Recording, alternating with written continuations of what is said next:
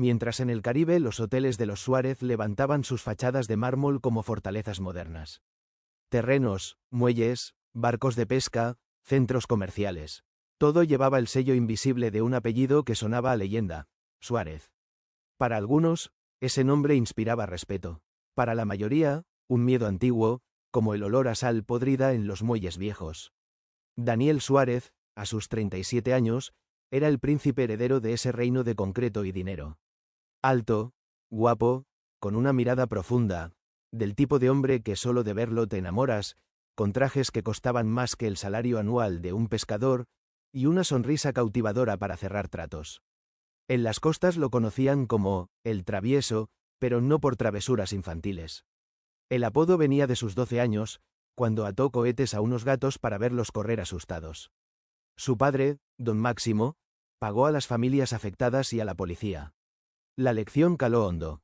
El dinero de los Suárez borraba cualquier error. Ahora, Daniel jugaba juegos más peligrosos.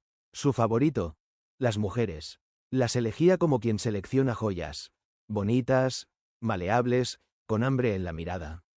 Les regalaba collares de diamantes que brillaban como estrellas falsas, las llevaba a París o Tokio en su jet privado. Su objetivo nunca fue el amor. Era una prueba macabra. Demostrar que todas, en el fondo, solo querían su fortuna.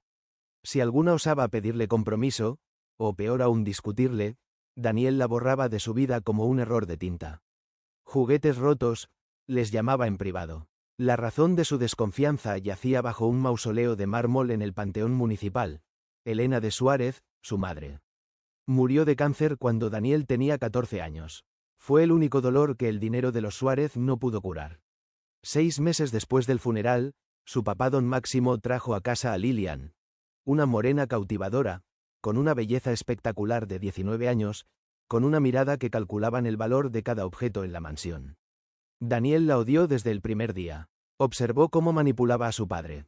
Lágrimas falsas cuando quería un cero más en sus cuentas, falsos desmayos para heredar la villa en Cancún, promesas de amor eterno mientras vaciaba las cuentas. Lilian fue su antiescuela del amor. El cariño es teatro. El poder es real, y se gasta usando a la gente, le enseñó sin querer. Fue entonces que Daniel hizo un juramento en la oscuridad de su cuarto. Yo nunca seré como papá. Yo seré el que use, el que controla, el que gana siempre. Por fuera, cumplió la promesa. A los 22 años fundó Provet Internacionales, empresa de vacunas para ganado que triplicó la fortuna familiar.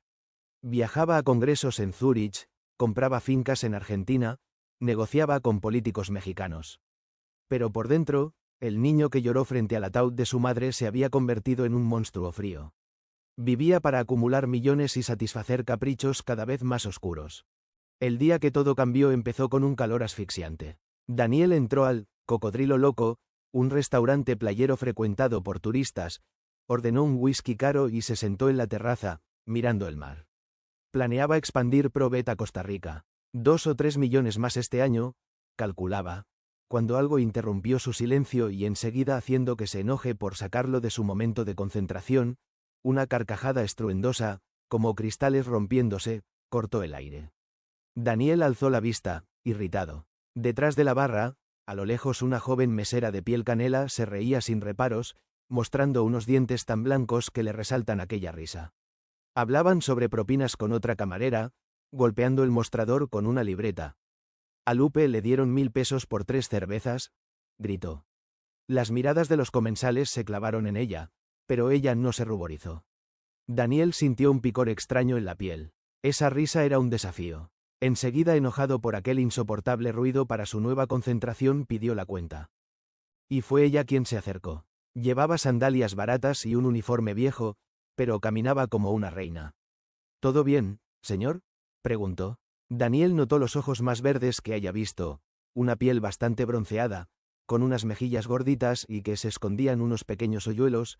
Quedó unos segundos deslumbrado por esa belleza tan natural, ya que no contaba con ninguna gota de maquillaje, y sin un ápice de temor. Sí, usted es nueva, dijo él, deslizando un billete de 500 pesos bajo el platillo.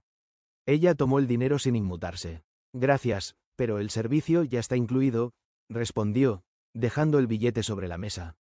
Ya llevo unos años en este restaurante, terminó la oración. Daniel sintió que el mundo giraba al revés. Ella acababa de rechazar una propina. La encontró días después en el mercado municipal, regateando el precio de unos mangos. 70 pesos el kilo es un robo, don Arturo, reclamaba, sonriendo pero firme. Él solo se quedó viéndola desde en el interior de su vehículo en el semáforo que ya hace unos segundos estaba en verde y los demás conductores ya enojados porque les estorbaba el paso. Otro atardecer, mientras él salía de uno de sus hoteles lujosos, la vio caminando descalza por la playa, la falda mojada hasta las rodillas, recogiendo caracoles como si fuera su reino personal.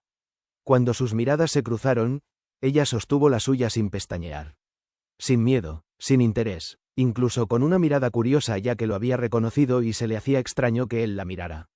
Ya que los Suárez eran una historia muy contada por el lugar y la fama que a él le rodeaba no era nada buena para ella.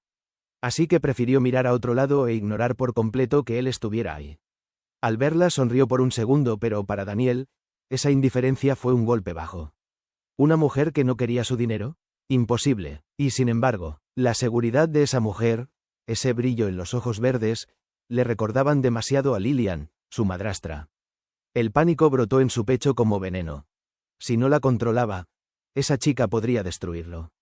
Fue entonces que recordó una frase de unos ganaderos: si un animal salvaje no se doma con comida, se domestica con miedo. Ahora esa mujer sería su nuevo juego personal, se propuso. Daniel puso en marcha su maquinaria. Una llamada telefónica, un billete en la mano correcta, y en 48 horas tuvo sobre su escritorio el expediente de aquella chica que lo había desafiado. Enseguida se puso a leer el expediente de ella.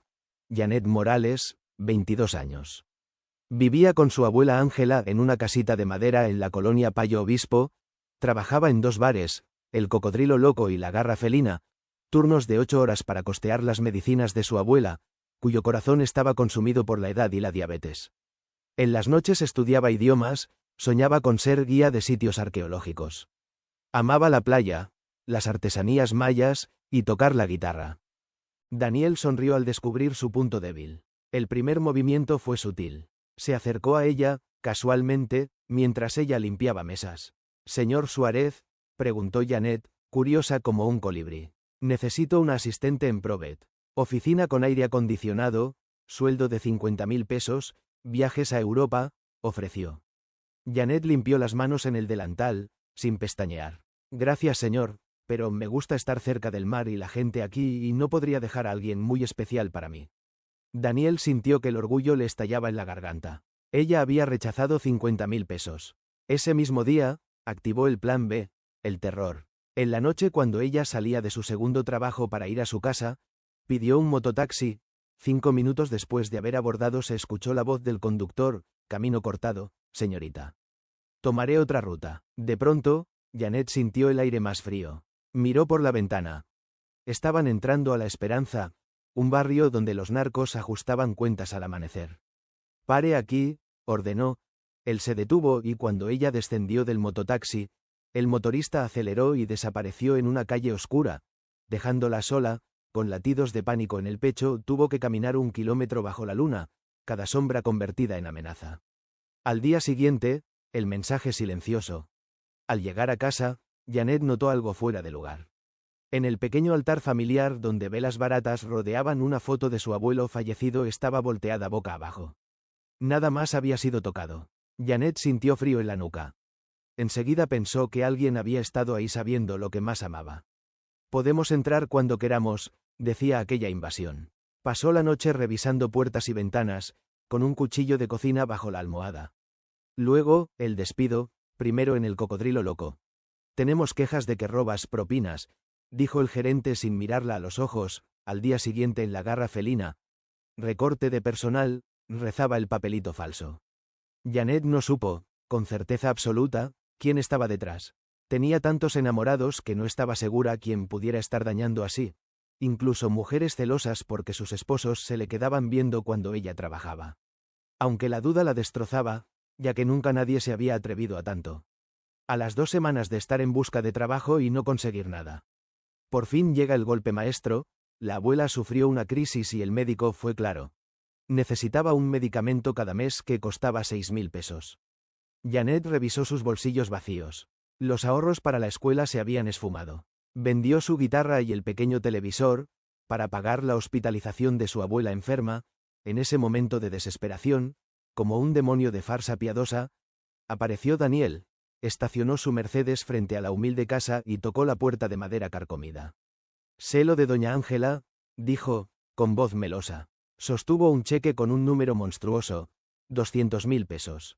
«Toma, es por ella, sin condiciones». Janet miró el cheque, miró a su abuela durmiendo, pálida como la cera. Tragó lágrimas saladas. Por un segundo, la tentación la arañó por dentro.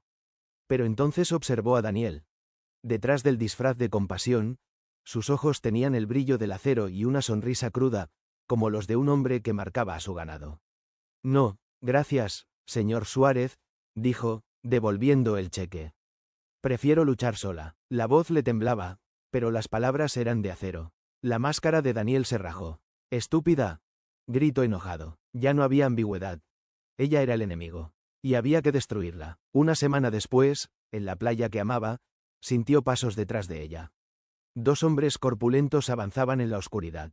«El señor Suárez está cansado de juegos», gritó uno. «No corras. Mejor ven tranquila». Janet corrió entre las rocas como una gacela herida. Esa noche, bajo una cobija prestada en casa de Lucy, su amiga mesera, no entendía por qué.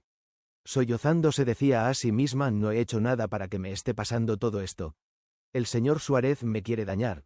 Si él pudiera tener al asistente que él quisiera, mucho más preparada y con una educación más refinada. ¿Por qué me quiere a mí?». La vida se convirtió en una prisión. Janet solo salía para llevar a su abuela al médico. Revisaba las cerraduras 5 veces cada noche. El terror había apagado su risa. Pero en lo más hondo, una brasa seguía viva. Una tarde, viendo dormir a su abuela, una lágrima quemante rodó por su mejilla. Recordó a la niña que regateaba mangos, a la joven que caminaba descalza en la playa. Y entre lágrimas se levantó del piso y gritó: «No. No voy a dejarte ganar, señor Suárez. Si el apellido Suárez suena, el apellido Morales retumba». Fue a buscar a Lucy, la única amiga que no había huido le contó todo. El mototaxi, la foto volteada, el cheque intoxicado, los hombres en la playa. Lucy lloró de rabia. «Es el rey de aquí. ¿Qué podemos hacer? Su poder depende de que la gente calle», reflexionó Janet, secándose el rostro. «Si hablamos, su sombra se hará pequeña». Empezaron con susurros. Junto a puestos de fruta, Lucy le contaba a doña Carmen la tamalera: «¿Sabes que a Janet la quiso comprar Daniel Suárez? Y como no pudo, mandó que la asustaran. En las lavanderías, Janet hablaba con las empleadas. Ustedes saben lo que es vivir con miedo, ¿no? Yo no quiero eso». Y les contaba a todos. Quien estuviera enfrente o cerca escuchaba cómo el señor Suárez había hecho lo posible para perjudicarla. Los murmullos crecieron como enjambres de abejas. La historia mutó, se distorsionó un poco, se transformó en diferentes panoramas dependiendo de la persona que la contara hasta encontrar su propio eco. A mi hermana le ofrecieron un trabajo en sus hoteles. Luego amenazó con despedirla si no accedía a sus peticiones. Alguien decía a lo lejos: «La chica que limpiaba sus oficinas desapareció. Dicen que él la mandó fuera del país. ¿Viste a Blanca? Ahora cruza la calle cuando lo ve llegar». Y así se escuchaba por todas las calles y negocios de ese ya no tan grande lugar. El apodo, el travieso, dejó de usarse con temor divertido, ahora sonaba a advertencia. «Cuidado con el travieso», cuchicheaban los pescadores cuando su camioneta pasaba por el malecón. Algunos socios de negocios cancelaron reuniones.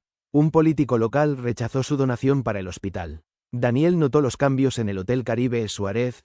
La recepcionista que antes bajaba la mirada ahora lo observaba con ojos como cuchillos.